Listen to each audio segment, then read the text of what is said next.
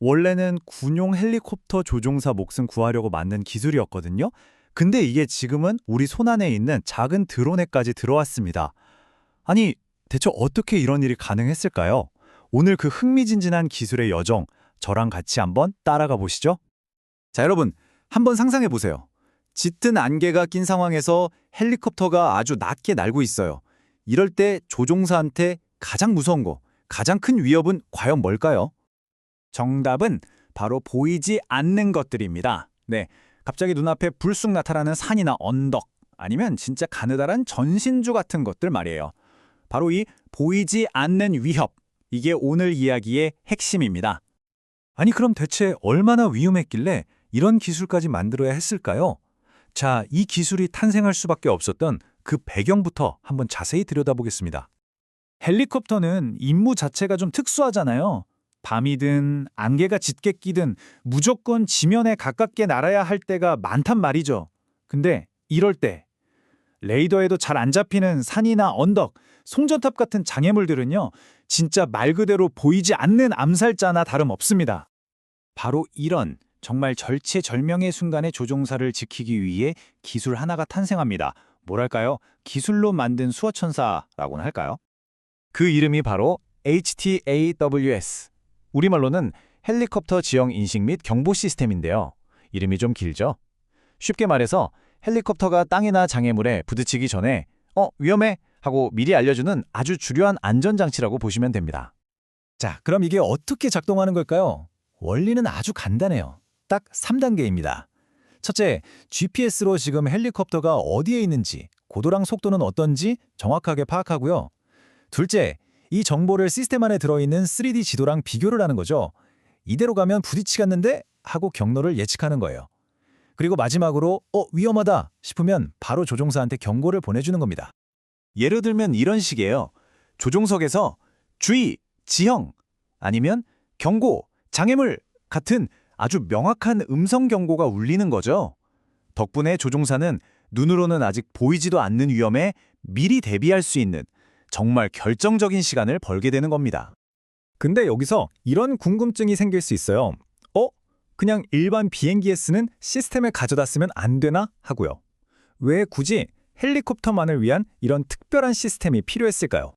이 표를 보시면 그 차이가 아주 명확하게 드러납니다. 자, 비행기는 주로 높은 고도에서 안정적으로 날잖아요?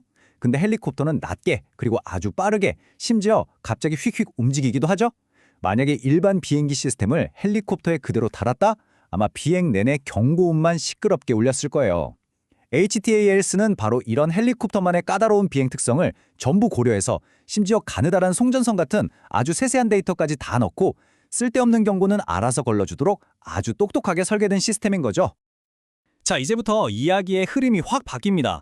이렇게 강력했던 군용 기술이 어떻게 전혀 다른 비행체, 바로 우리가 날리는 드론의 눈과 뇌가 될 수 있었을까요? 핵심은요, 바로 그 철학을 이어받았다는 데에 있습니다. 실시간으로 주변 지형을 파악해서 위험을 미리 예측하고 피한다는 HTAS의 기본 개념 있잖아요. 바로 이 아이디어가 그대로 작아져서 드론에 쏙 들어오게 된 겁니다. 그렇다면 이 HTAWS의 후예라고 할 수 있는 요즘 드론들은 과연 어떤 모습일까요? 현재 나와 있는 최첨단 드론들을 보면서 그 놀라운 진화를 한번 확인해 보시죠. 와, 이 표를 보면 정말 재밌습니다. DJI 같은 경우는 카메라랑 라이다를 쓰고 스카이디오는 아예 AI로 3D 지도를 만들죠. 또 오텔은 밀리미터파 레이더라는 걸 쓰고요. 보세요. 사용하는 기술은 전부 제각각인데 결국 보이지 않는 위험을 피한다는 단 하나의 목표를 각자 자기만의 방식으로 완벽하게 해내고 있는 겁니다. 특히 지형 추적이라는 기능이 있거든요. 이건 정말 HTAWS의 철학을 그대로 물려받은 직계 후손이라고 할 수 있습니다. 울퉁불퉁한 산비탈을 따라 날아갈 때 드론이 알아서 땅과의 높이를 일정하게 유지하잖아요. 이게 바로 HTAWS가 헬리콥터를 지키는 원리랑 정확하게 똑같은 겁니다. 자, 그런데 여기서 우리가 잠깐 멈춰서 생각해 볼 게 있습니다. 아무리 기술이 발전해도 완벽하진 않다는 거죠.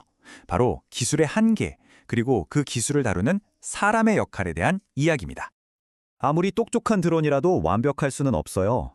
여기 보시는 것처럼 투명한 유리창이나 물 표면, 아니면 거울처럼 반사되는 물체, 또 아주 가느다란 전선 같은 건 센서가 그냥 지나쳐버릴 수가 있거든요.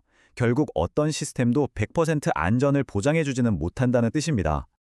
이건 사실 드론뿐만 아니라 전문적인 HTWS 시스템도 마찬가지예요. 시스템의 두뇌라고 할 수 있는 지형 데이터가 옛날 거라거나 갑자기 GPS 신호가 끊겨버리면 그냥 무용지물이 되는 거니까요. 결국 어떤 기술이든 그것을 감독하는 사람의 역할이 반드시 필요하다는 거죠. 결국 가장 중요한 핵심은 바로 이겁니다. 기술은 조종사를 대체하는 게 아니라 돕는 도구라는 사실이에요. 그게 헬리콥터든 드론이든 비행 안전에 대한 최종적인 책임은 기계가 아니라 결국 숙련된 조종사 바로 그 사람에게 있다는 것. 이 점을 우리는 절대로 잊으면 안 되겠습니다.